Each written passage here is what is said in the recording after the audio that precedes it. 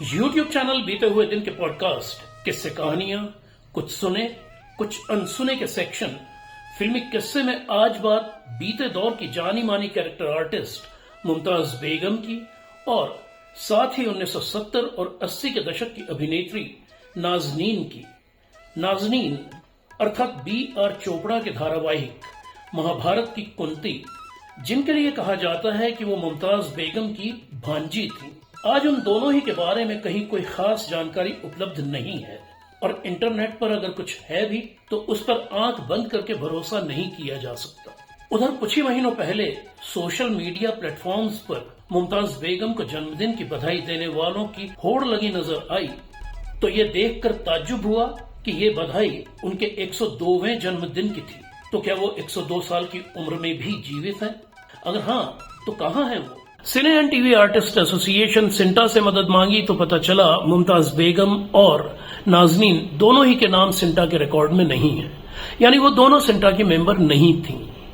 उनके समय के फिल्मों से जुड़े लोग भी अब गिने चुने ही रह गए हैं, लेकिन कोई भी उन दोनों की निजी जिंदगी के बारे में कुछ नहीं बता पाया। ऐसे में टुकड़ों टुकड़ों में इधर उधर से जो भी जानकारी मुझे मिली वो अब आपके सामने है, लेकिन मेरे लिए उसकी पुष्टि कर पाना संभव नहीं है। मुमताज बेगम का जन्म मुंबई में एक पंजाबी मुस्लिम परिवार में 7 अप्रैल 1923 को हुआ था। हालांकि एक आध जगह ये भी पढ़ने सुनने में आया कि उनका जन्म लाहौर के भाटी गेट के इलाके में हुआ था। उनके पिता मोहम्मद रिवी एक पढ़े लिखे व्यक्ति थे जो चाहते थे कि उनके बच्चे भी पढ़ लिख कर अफसर बने।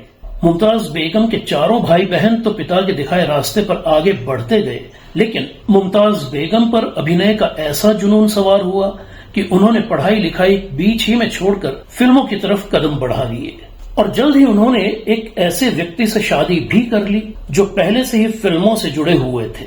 वो थे प्रकाश सोनी, जो कहा जाता है कि बॉम्बे टॉकीज में काम करते थे। प्रकाश सोनी के बारे में ये जानकारी मुझे ग्वालियर निवासी फिल्म प्रेमी और बीते हुए दिन के सहयोगी श्री आनंद पाराशर जी ने दी है।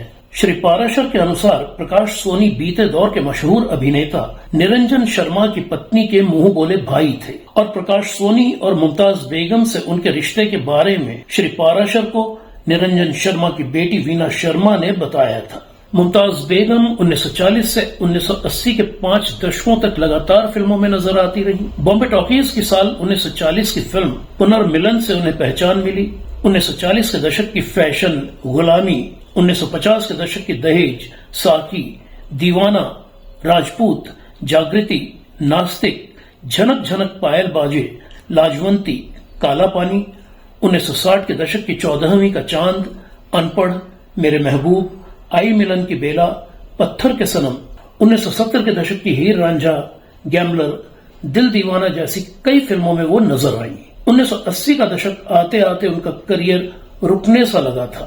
उस दौर में वो लावारिस, अमृत, औलाद जैसी गिनी चुनी फिल्मों में नजर आई, लेकिन उसके बाद वो कहां चली गई किसी को कुछ नहीं पता। फिल्मी दुनिया से उन्होंने अपने तमाम रिश्ते तोड़ लिए थे।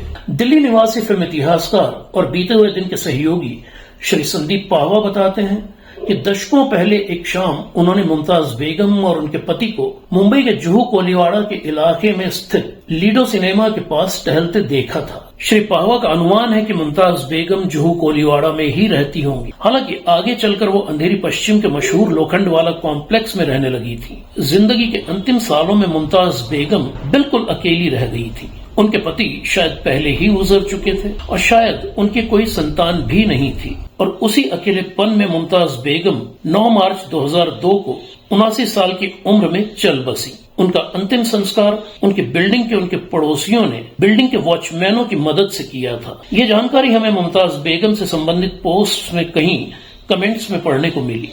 और अब एक महत्वपूर्ण बात उस आम धारणा की जिसके अनुसार वहीदा रहमान मुमताज बेगम की बेटी हैं। ये धारणा पूरी तरह गलत है। मूलतः तेलुगु भाषी वहीदा जी का पंजाबी भाषी मुमताज बेगम से कोई भी रिश्ता नहीं है, सिवाय इसके कि वहीदा रहमान की मां का नाम भी मुमताज बेगम था। और अब बात नाज़नीन की। 1970 और 80 के दशक की अभिनेत्री जिन्हें असली पहचान 1980 के दशक के उत्तरार्ध में B.R. चोपड़ा की महाभारत में कुंती के रोल से मिली, लेकिन उसके बाद नाज़नीन कहां चली गई किसी को कुछ नहीं पता। फिल्मी दुनिया से उन्होंने रिश्ते पूरी तरह तोड़ लिए थे। बेला बोस जैसी उनकी दोस्त ने उनसे संपर्क करने की कोशिश भी की तो उन्हें भी सफलता नहीं मिली। ये बात मुझे बेला जी से ही पता चली थी। नाज़नीन का जन्म कोलकाता में 23 फरवरी 1958 को एक मुस्लिम परिवार में हुआ था। उनके पिता एक प्रिंटिंग प्रेस चलाते थे। नाज़नीन स्कूल में पढ़ रही थी जब उनका परिवार कोलकाता से मुंबई शिफ्ट हो गया था। नाज़नीन ने अपनी स्कूलिंग मुंबई के ही हिल ग्रेंज स्कूल से पूरी की। साल 1970 की फिल्म मेरे हमसफर के प्रोड्यूसर यूसुफ तीन दरवाजा वाला नाज़नीन के रिश्तेदार थे। उनके घर हुई एक पार्टी में नाज़नीन की मुलाकात प्रोड्यूसर डायरेक्टर सत्येन बोस से हुई और सत्येन बोस ने नाज़नीन को साल 1972 की अपनी फिल्म सारे गामा पा में एक अहम रोल दे दिया। आने वाले 15 सालों में नाज़नीन ने कोरा कागज, नया दिन नई रात, कॉलेज गर्ल, चलते चलते, दिलदार, हैवान, बिन फेरे हम तेरे, एक दूजे के लिए, खुदा कसम, राम बलराम, वक्त की दीवार, दो उस्ताद और चोर पुलिस जैसी लगभग 3 दर्जन फिल्मों में काम किया।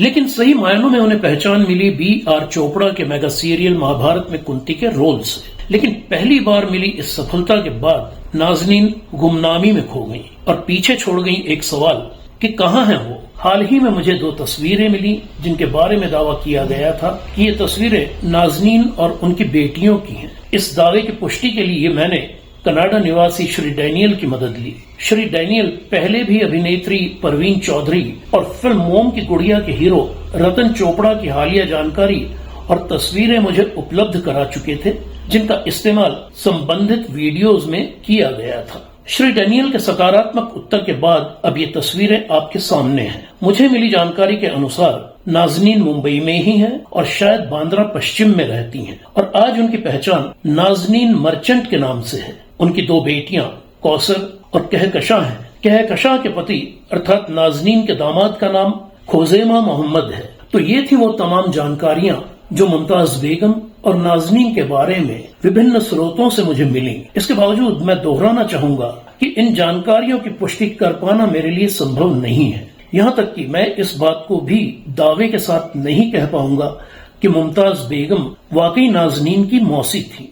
ये थी कहानी बीते दौर के हिंदी सिनेमा की मशहूर अभिनेत्रियों मुमताज बेगम और नाज़नीन की। और अब बात हमारे अगले फिल्मी किस्से यानी किस्सा नंबर 34 की, जिसमें होंगे हिंदी सिनेमा के सुनहरी दौर के जाने माने अभिनेता पी कैलाश। देखते रहिए फिल्मी किस्से। लाइक, सब्सक्राइब, शेयर और हाइप भी जरूर कीजिए। धन्यवाद।